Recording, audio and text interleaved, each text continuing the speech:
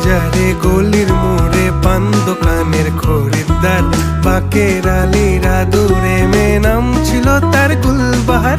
লাল বাজারে গলির মোড়ে পান দোকানের খরিদ্দার, বাকের আলীরা দূরে